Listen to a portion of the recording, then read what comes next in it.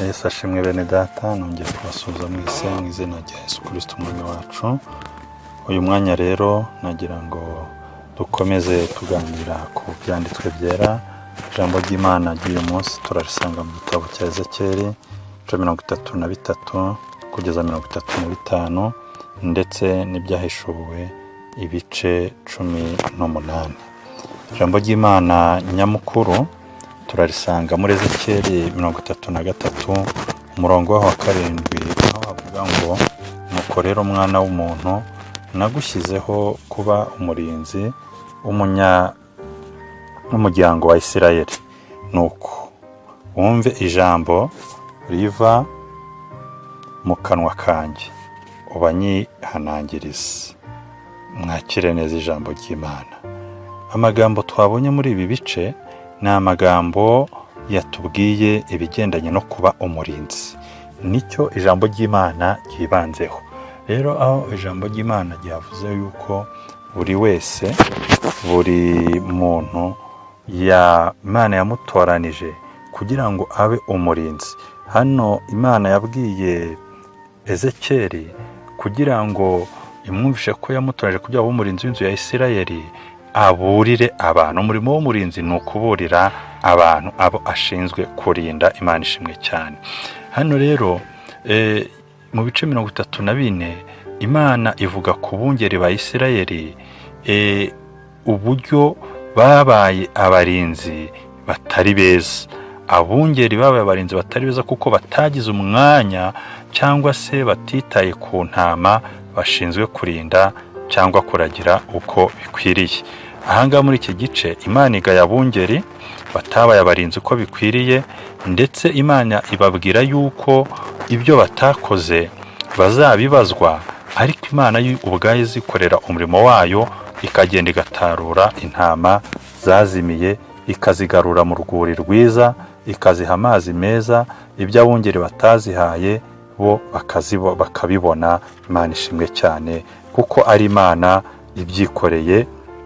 Ku murongo wa 16 mu 34 aravuga ngo izari zazimiye nzazishaka, n'izari zirukanywe nzazigarura, izavunitse nzazunga, izacitse intege nzazisindagiza, ariko izibyibushye n'izifite imbaraga nzazinimbura, zose nzaziragiza gukiranuka. Imana idufashe cyane. Hano hari igihe bigaragara ko abantu badakora iby'inshingano bahawe, bakajya mu bindi, ugasanga cyangwa bemeye inshingano ntibazikore neza uko bikwiriye. Umurimo twahamagariwe gukora nk'abantu b'Imana, Imana idutoranya, yadutoraje kugira ngo tube abarinzi b'ubwoko bw'Imana, abarinzi b'inzu y'Imana. Umuntu wese wamenye Imana, umuntu wese uri mu itorero, ntabwo ari ukuvuga ngo ni abashumba, ngo ni abavugabutumwa gusa, ni abapadiri, ni abapasiteri, ni ababishopu. Oya, umuntu wese wamenye Imana, icya mbere ni umurinzi w'ubugingo bwe, icya kabiri ni umurinzi wa mugenzi we.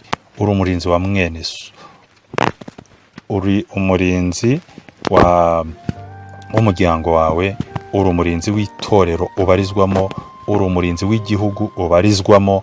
Niyo mpamvu ijambo ry'Imana ryavuze ngo nimbwira umunyabyaha ni gupfa ko uzapfa, wa murinzi ntamuburire ibyo agomba kumuburira, yarangiza wa munyabyaha agapfa.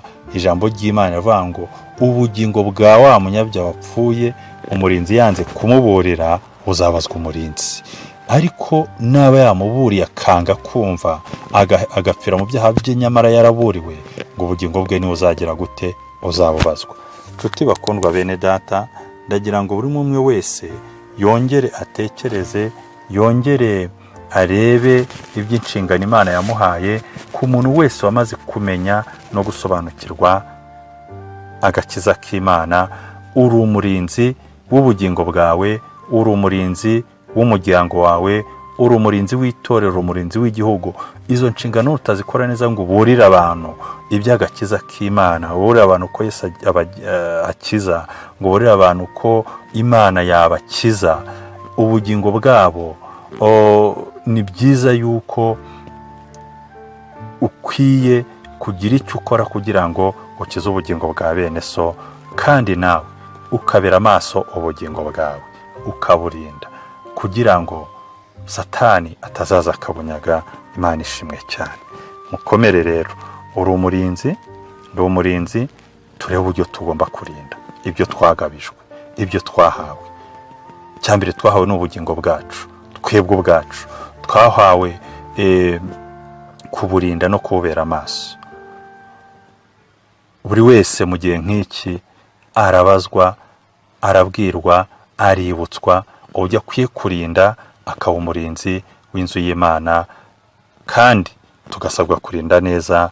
Nibyo mbifuriza, kuba abarinzi beza, kwibuka inshingano zacu, kuko ibyo Imana yadutoranirije, kuba abarinzi b'inzu y'Imana no kuburira abantu iby'ubwami bw'Imana, kugira ngo bakore ibyo gukiranuka. Nibyo mbifuriza mwese mu izina rya Yesu. Amen.